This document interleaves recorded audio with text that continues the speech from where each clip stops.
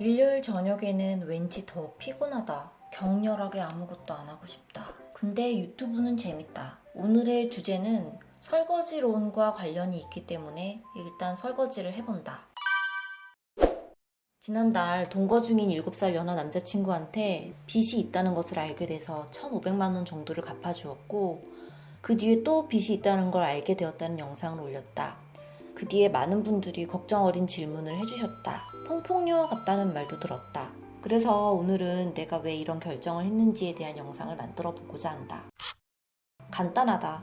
나는 그 정도는 능력이 있기 때문이고, 사회초년생인 남자친구한테는 너무 부담이 되는 돈이라고 생각했기 때문이었다. 나도 사회초년생이었다면 1,500만 원이라는 돈은 매우 부담스러운 돈이었을 것이다. 내가 엄청난 부자는 아니지만 어느 정도 자산도 있고 근로소득을 포함한 현금 흐름이 세후로 월 1,000만 원 넘게 발생한다.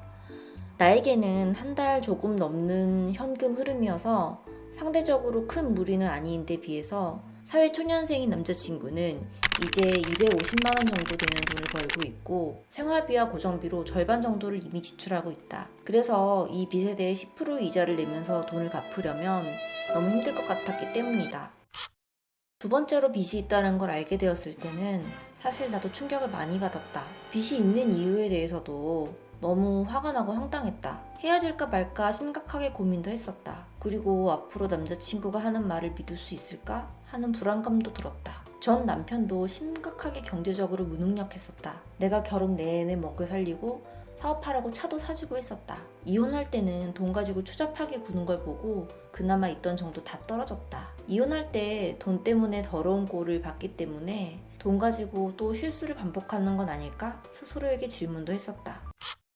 예전부터 사람 고쳐 쓰는 것 아니라는 말이 있듯이 남자친구가 또 그런 실수를 할 수도 있을 거라는 생각도 하고 있다. 나는 한 번 갔다 오기도 했고 연애를 하더라도 결혼을 다시 할 생각은 없기 때문에 남자친구와 경제적으로 얽힐 리스크는 없다. 빚을 지더라도 남자친구가 갚아야 할 빚이고 내가 손해볼 일은 없기 때문이다. 이런 게 비혼의 장점 아닐까? 그리고 남자친구랑 동거 중이라서 생활적인 측면에서도 혼자 사는 것보단 더 나은 것 같다. 전 남편과는 다르게 생활비도 반반 내고 있고 가사도 분담해서 하고 있다. 또 나는 3명의 서로 다른 여자와 4번 혼인신고를 한 아버지가 있다. 그래서 불안하면서도 회피적인 애착 성향을 가지고 있다. 미래에 대해서도 약간 비관적으로 생각하는 편이다. 반면 남자친구는 안정적인 애착 성향을 가지고 있고 좀 과하다 싶을 정도로 긍정적인 생각을 하는 편이다. 그래서 나는 남자친구와 같이 있으면 마음이 좀 안심되는 것 같다. 물론 완전히 용서해준 것은 아니며 앞으로 계속 지켜볼 것이다. 전 남편과는 상황이 다르다고 생각되는 이유는 그래도 이야기를 하면 바꿔나가는 모습을 보여주는 점이다. 물론 일시적일 수도 있다. 그래서 계속 내 눈으로 지켜보려고 한다. 남자친구는 이제는 고정비를 제외한 모든 돈을 빚 갚는 데 쓰고 있다. 나에게도 월급날마다 100만 원씩 상환하고 있다. 배달도 꾸준히 나가서 쉬는 날에 하루 종일 뛰고 20만 원씩 벌어온다. 물론 바로바로 빚을 상환하는 데 쓰고 있다. 결혼은 하지 않더라도 인생을 같이 살아갈 누군가가 있다는 것은 좋은 일인 것 같다. 이혼을 하면서 결혼은 철저한 계약이라는 것을 깨달았다. 결국 돈으로 다 환산되는. 그렇기에 아이를 낳지 않을 예정인 나에게는 딩크로 결혼 생활을 하는 것보다는 비혼으로 하는 동거가 더 합리적인 선택인 것 같다. 경제적으로 불안정하게 얽힐 일이 없으니까.